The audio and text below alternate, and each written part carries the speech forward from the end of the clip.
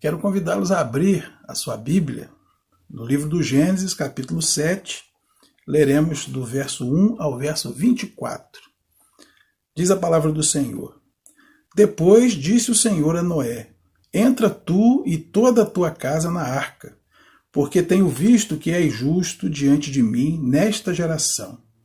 De todos os animais limpos tomarás para ti 7 e 7, o macho e sua fêmea. Mas dos animais que não são limpos, 2, o macho e sua fêmea. Também das aves dos céus, 7 e 7, macho e fêmea, para conservar em vida sua espécie sobre a face de toda a terra. Porque passados ainda 7 dias, farei chover sobre a terra 40 dias e 40 noites, e desfarei de sobre a face da terra toda a substância que fiz. E fez Noé conforme a tudo que o Senhor lhe ordenara. E era Noé da idade de 600 anos, quando o dilúvio das águas veio sobre a terra. Noé entrou na arca e com ele seus filhos, sua mulher e as mulheres de seus filhos, por causa das águas do dilúvio. Dos animais limpos e dos animais que não são limpos, e das aves e de todo o réptil sobre a terra, entraram de 2 em 2 para junto de Noé na arca, macho e fêmea, como o Senhor ordenara a Noé. E aconteceu que, passados 7 dias, vieram sobre a terra as águas do dilúvio.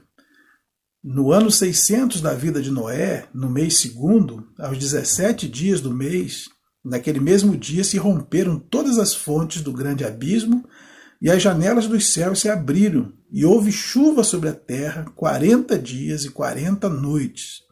E no mesmo dia entraram na arca Noé, seus filhos Sem, Cão e Jafé, sua mulher e as 3 mulheres de seus filhos. Eles e todo animal conforme a sua espécie, e todo gado conforme a sua espécie, e todo réptil que se rasteja sobre a terra conforme a sua espécie, e toda ave conforme a sua espécie, pássaros de toda qualidade. E de toda a carne em que havia espírito de vida, entraram de 2 em 2 para junto de Noé na arca. E os que entraram eram macho e fêmea de toda a carne, como Deus lhe tinha ordenado. E o Senhor o fechou por dentro.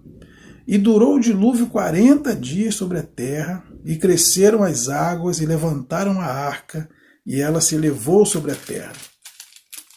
E prevaleceram as águas e cresceram grandemente sobre a terra, e a arca andava sobre a face das águas. E as águas prevaleceram excessivamente sobre a terra, e todos os altos montes que havia debaixo de todo o céu foram cobertos. 15 côvados acima prevaleceram as águas, e os montes foram cobertos. E expirou toda a carne que se movia sobre a terra, tanto de ave como de gado e de feras, e de todo o réptil que se arrasta sobre a terra, e todo o homem. Tudo que tinha fôlego de espírito de vida em suas narinas, tudo que havia em terra seca, morreu. Assim foi destruído todo ser vivente que havia sobre a face da terra, desde o homem até o animal, até o réptil, e até a ave dos céus, e foram extintos da terra, e ficou somente Noé e os que com ele estavam na arca.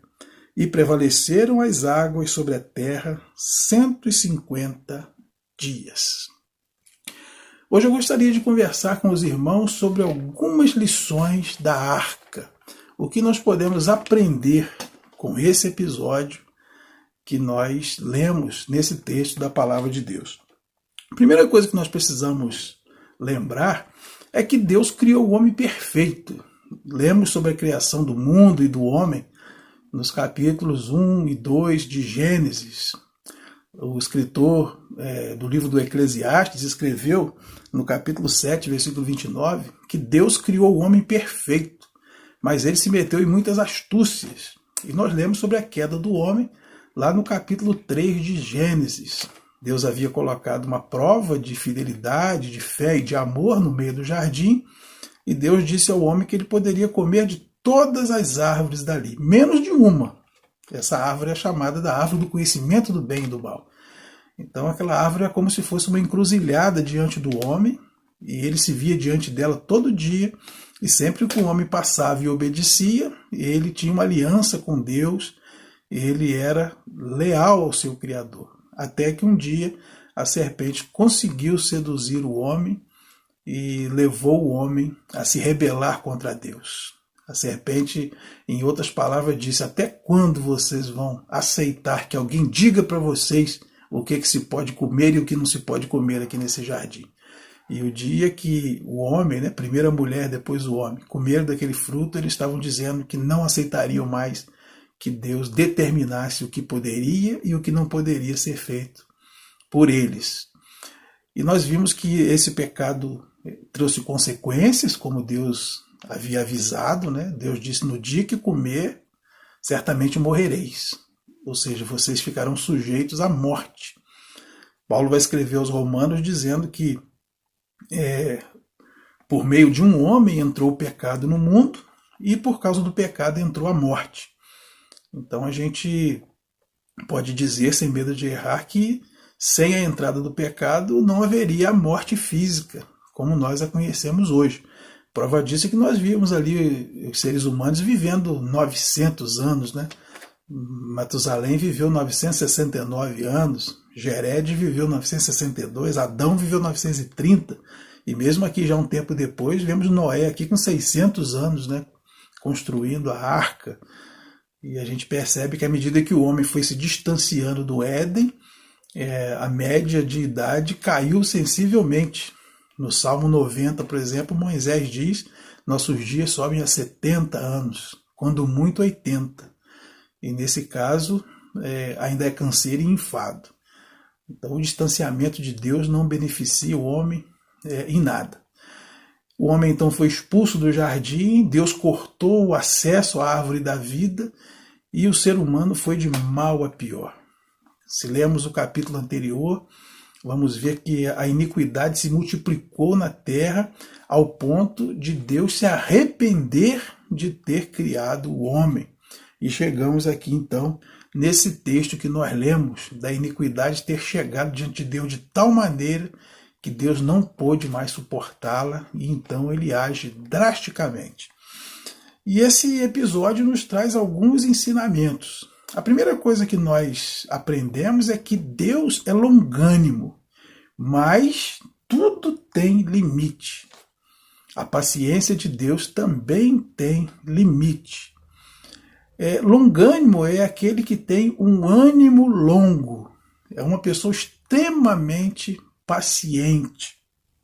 Nós lemos, por exemplo, na Bíblia, lá em 2 de Pedro, capítulo 3, versículo 9, que o Senhor não retarda as suas promessas, mas ele é longânimo e ele espera que as pessoas se arrependam.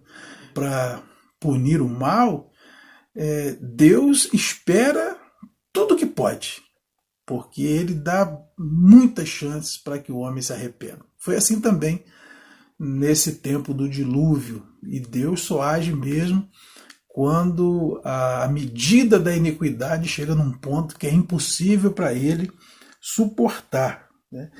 Lá no livro de Naum, no capítulo 1, versículo 3, diz que o nosso Deus ele é tardio em irar-se, grande em misericórdia, mas ele não tomará o culpado por inocente. Então Deus tem ânimo longo, ele é paciente, mas chega uma hora que ele não pode inocentar o culpado. E ele tem que aplicar a sua justiça, senão ele também não seria Deus. Olha o que diz aí no capítulo 6 de Gênesis, versículos 5 e 6. E viu o Senhor que a maldade do homem se multiplicara sobre a terra e que toda a imaginação dos pensamentos de seu coração era só má, continuamente. Então arrependeu-se o Senhor de haver feito o homem sobre a terra e pesou-lhe em seu coração. Então, chega uma hora em que a iniquidade ela sobe à presença de Deus de uma tal maneira que ele não consegue mais suportar. A gente não sabe bem como funciona isso, até porque é um critério de Deus, mas a Bíblia fala sobre isso várias vezes. Por exemplo, lá em Gênesis capítulo 15, versículo 16, Deus não permite que os amorreus sejam tirados da terra, porque a medida de iniquidade deles ainda não tinha sido atingida. É como se houvesse no céu um termômetro, né, de pecado, e quando ele atinge um certo nível, Deus age drasticamente. Jesus também fala sobre os fariseus, lá em Mateus capítulo 23, versículos 31 e 32, que eles estavam enchendo a medida de seus pais que perseguiram os profetas. E Paulo também, escrevendo aos Tessalonicenses, ele diz que os seus perseguidores estavam enchendo as medidas de seus pecados. Então é como se houvesse uma coisa assim, né? Uma medida que Deus tem na sua sabedoria, na sua onisciência, né? Na sua justiça perfeita, que ele é longânimo, mas chega um momento em que ele precisa agir. E nós vimos isso acontecer várias vezes na Bíblia, né? A Bíblia fala, por exemplo, que em Sodoma e Gomorra o pecado daquele povo subiu às narinas de Deus e ele não pôde mais suportar. Vemos também em Nínive, né? No livro de Jonas, que os ninivitas também estavam fazendo muita crueldade, aquilo subiu à presença de Deus. E há também a promessa bíblica, né? A profecia bíblica de que haverá uma intervenção de Deus nesse mundo também. Deus trará o seu juízo, punindo todo o mal que se pratica. Isso está na Bíblia de capa a capa. Então a primeira lição que a gente aprende é que Deus é longânimo, mas a sua paciência tem limite. Porque às vezes a pessoa faz coisa errada, né, e não é punida, faz outra coisa errada, não é punida, fica parecendo que o crime compensa, de que não vai haver punição. Quantas pessoas que nós temos visto aí, né, que cometem crimes impunemente há anos, tem aí corruptos, desonestos, homens maus, violentos, sanguinários, que cometem crimes há anos e anos e até hoje estão soltos, estão impunes. E fica parecendo que eles não vão pagar o mal que fizeram. Mas a Bíblia diz que vão. Deus é longânimo. Claro que Deus prefere que eles se arrependam e consertem os seus erros. Mas se isso não acontecer, haverá um dia em que Deus agirá drasticamente. Aqui no dilúvio, a iniquidade do ser humano se multiplicou de tal maneira que Deus não pôde mais suportar. E ele então age mandando um grande dilúvio sobre a terra que durou 40 dias e 40 noites e encheu até os mais altos montes e toda a carne expirou. E as águas duraram por 150 dias. Algo terrível, mas que também, pelo que nós lemos de Deus, do seu amor, da sua bondade, isso só aconteceu porque a iniquidade deve ter atingido níveis estratosféricos. Então não podemos brincar com Deus. Ao mesmo tempo que ele é amor, ele também é justiça. E a Bíblia diz que horrível coisa é cair nas mãos do Deus vivo. A segunda lição que nós aprendemos nesse texto é que Deus nunca pune sem avisar e sem dar a chance de salvação. Quero ler com vocês aqui no capítulo 6, versículos 12 a 14. E viu Deus a terra, e eis que estava corrompida, porque toda a carne havia corrompido o seu caminho sobre a terra. Então disse Deus a Noé: o fim de toda a carne é vindo perante a minha face, porque a terra está cheia de violência, e eis que os desfarei com a terra. Faze para ti uma arca de madeira de gofer, farás compartimentos na arca e a betumarás por dentro e por fora com betume. Deus poderia se sentir no direito como Criador, como Deus completamente justo, que já tinha criado o homem para a perfeição e que deu toda a condição do homem de andar em justiça. Ele poderia simplesmente destruir, mas não. Ele olha para um homem chamado Noé e Deus manda que Noé providencie livramento. Deus manda Noé construir uma grande arca. E quando Pedro faz referência a esse episódio, lá na sua primeira carta, capítulo 3, versículo 18 a 20, ele diz: porque também Cristo padeceu uma vez pelos pecados, o justo pelos injustos, para levar-nos a Deus, mortificado na verdade na carne, mas vivificado pelo Espírito, no qual também foi e pregou aos espíritos em prisão, os quais noutro tempo foram rebeldes, quando a longanimidade de Deus esperava nos dias de Noé, enquanto se preparava a arca, na qual poucas, isto é, 8 almas se salvaram pela água. Nós podemos entender por aqui que enquanto a arca estava sendo construída, havia uma pregação, havia uma proclamação de que as pessoas poderiam se arrepender. E, quem sabe, entrarem na arca e também serem livres daquela ira de Deus que seria derramada sobre a terra. Há quem se arrisca a dizer, baseado no texto de Gênesis capítulo 6, versículo 3, que a arca demorou 120 anos para ser construída. E enquanto isso, a longanimidade de Deus aguardava, ou seja, Deus anunciou a destruição, mas ainda demorou muito tempo até que ela acontecesse, né? Certamente, enquanto Noé construía aquele grande barco, as pessoas passavam, perguntavam, o inquiriam sobre para que aquilo, né? Certamente ele teria oportunidade de dizer o que Deus estava fazendo, só que ninguém acreditou. E no final só 8 pessoas, né? Aqueles 8 que eu falei, Noé, sua esposa e os seus 3 filhos com suas esposas. Apenas essas 8 pessoas entraram na arca e Deus a fechou por dentro.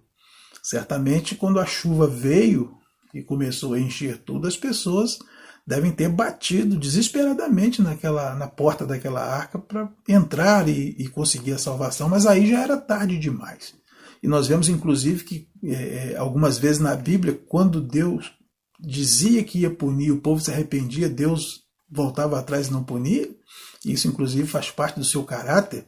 Está lá em Jeremias, capítulo 18. Quando eu disser que vou fazer o mal e o povo se arrepender e voltar para o bem, eu volto atrás e não destruo. Como também, se eu disser que vou fazer o bem e o povo começar a pecar, eu volto atrás e não faço o bem também que eu prometi. Ou seja, as promessas de Deus, seja para o bem ou para o mal, elas são condicionais à atitude que cada um de nós toma. Foi assim também em Sodoma e Gomorra, que eu já citei aqui, né? Deus mandou livramento e ali Abraão intercede pelo povo de Sodoma. A gente até brinca que Abraão foi o primeiro pechincheiro da Bíblia, né? Quando Deus anunciou a destruição de Sodoma e Gomorra, Abraão orou a Deus e disse, mas Senhor, se tiver lá 50 justos, o Senhor não pode poupar a cidade por amor dos 50? Deus disse, se tiver 50, eu não destruo. E Abraão disse, mas Senhor, e se tiver 45? Não, se tiver 45, eu não destruo. E Abraão disse, Senhor, não fica zangado, mas se tiver 30 justos, eu não destruo por amor aos 30. E se tiver 20, eu não destruo. E por último, Abraão disse, Senhor, por favor, não se acenda a vossa ira contra mim, mas se tiver 10 justos. E Deus disse, se tiver 10 justos, eu não destruo. E, irmãos, não tinha 10 justos em Sodoma e Gomorra. Aí o que Deus faz? Deus tira os seus. A Bíblia diz que Deus tirou o justo Ló com a sua família. E Sodoma e Gomorra foram destruídas pelo fogo. E a mulher de Ló, que ia saindo, ela olhou para trás e virou uma estátua de sal. Provavelmente esse olhou para trás, ela voltou atrás. Ela se arrependeu de ir embora, voltou para sua cidade e foi apanhada pela chuva, né, pelas lavas de fogo e enxofre que caiu sobre aquela cidade, e ela ficou ali petrificada. Deus sempre avisa. Em Nínive, Deus mandou Jonas. Nós conhecemos a história do profeta Jonas. O povo de Nínive era tão ruim, tão mal, que Jonas nem queria ir pregar. Ele tentou driblar Deus, né? Disse que ia, só que ele pegou o navio para o outro lado. E Deus mandou aquela tempestade. Jonas foi jogado no mar, o peixe o apanhou, o jogou de volta na praia, e Deus deu outra chance. Aí na segunda vez ele foi, ele pregou, ele caminhou naquela cidade por 3 dias e anunciando o juízo de Deus, e o povo se arrependeu. E Deus se arrependeu do mal que disse que faria e não fez. E Jonas ficou muito aborrecido com isso, porque o povo de Nínive era um povo muito mau. Eles quando iam para a guerra e venciam, eles cegavam as pessoas, eles empalavam as pessoas, faziam barbaridades. Então isso subiu diante de Deus e Deus disse, vou punir. Só que eles se arrependeram. O rei se arrependeu e ordenou que todo o povo se arrependesse e cobriram até os animais com panos de saco em sinal de arrependimento. E Deus então resolve não punir, e Jonas fica muito aborrecido, vai para um canto, começa a reclamar e falou, eu sabia, porque eu ia pregar e o Senhor ia acabar não destruindo, poxa. E Deus então fala com Jonas, né? Deus faz crescer uma planta sobre Jonas, no outro dia Deus mata a planta.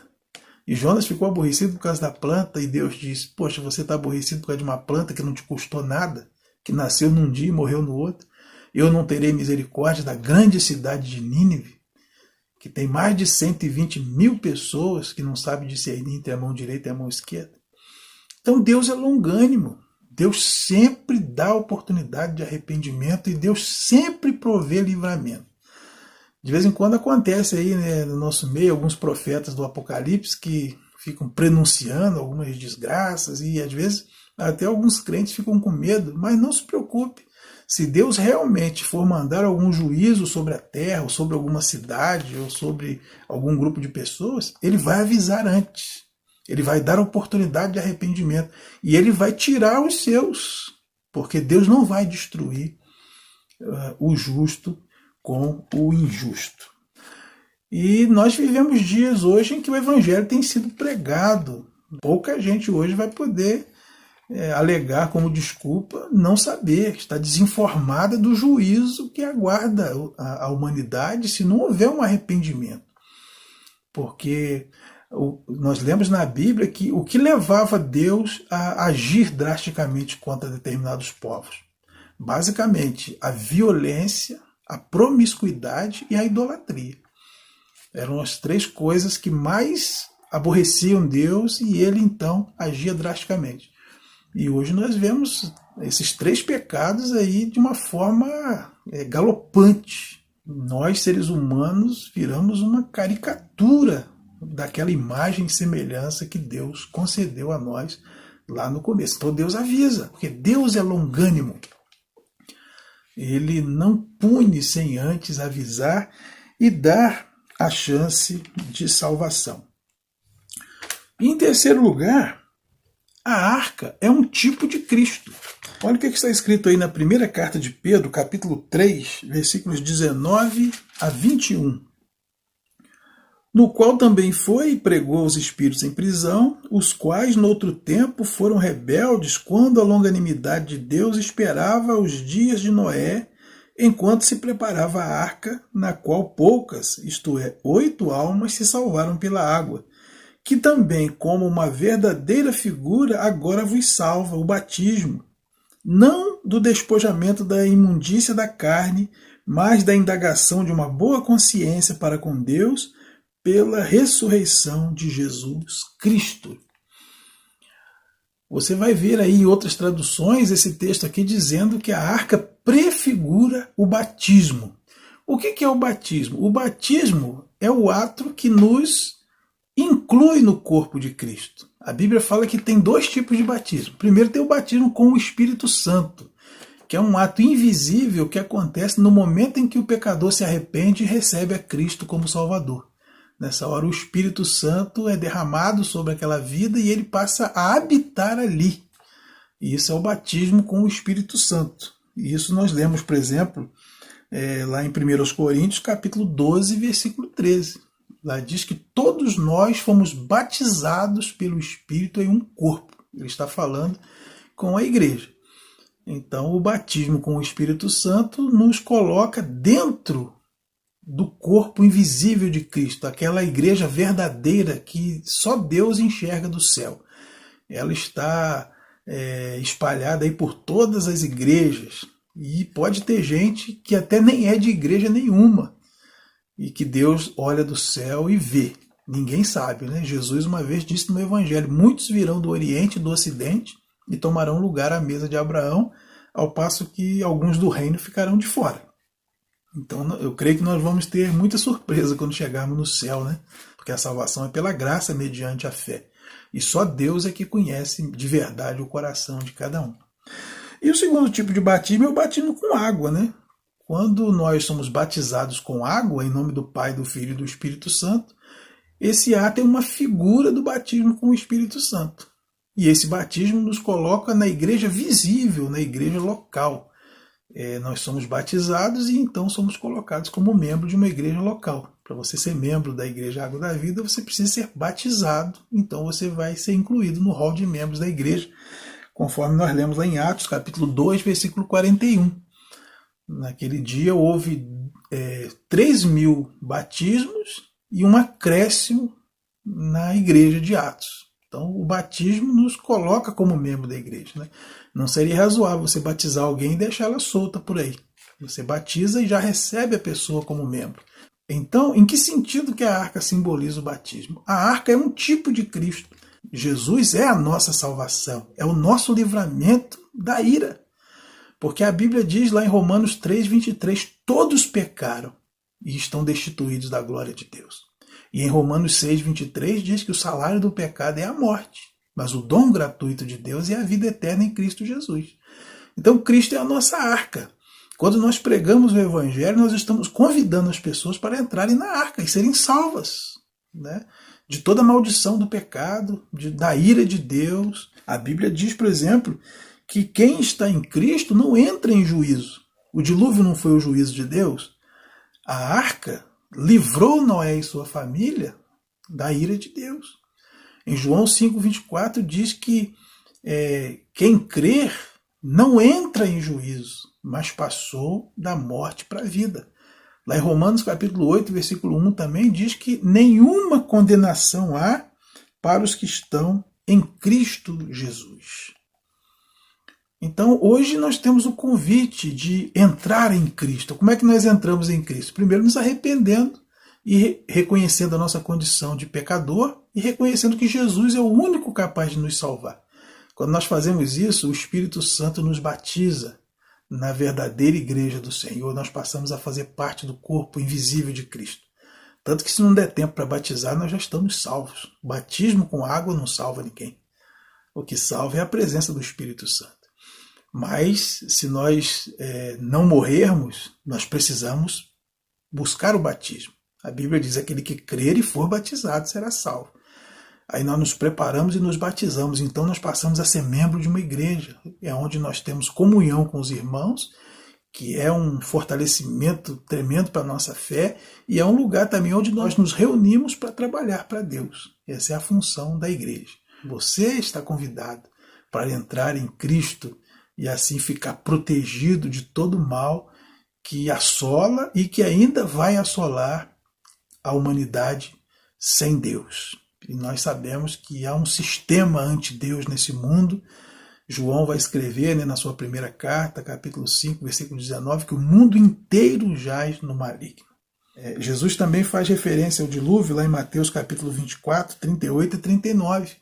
Ele diz que assim como nos dias de Noé, na época do dilúvio, casavam-se e davam-se em casamento até que veio o dilúvio e apanhou a todos, assim será também quando Jesus voltar, no dia do juízo. As pessoas não vão dar crédito à pregação, como eles lá não deram crédito à pregação de Noé, 120 anos construindo a arca, o dilúvio veio e apanhou a todos. Hoje nós pregamos o Evangelho. As pessoas que não derem crédito à pregação da igreja estão sujeitas ao juízo. Né? E Deus quer punir? Claro que não. Deus é longânimo, Deus é extremamente paciente. É por isso que eu e você ainda estamos vivos. Porque se Deus não fosse misericordioso, do jeito que nós somos maus em essência, em intenções, em sentimentos e muitas vezes em ações, não tinha um ser humano vivo mais. Nós estarmos vivos é a prova de que Deus é longânimo.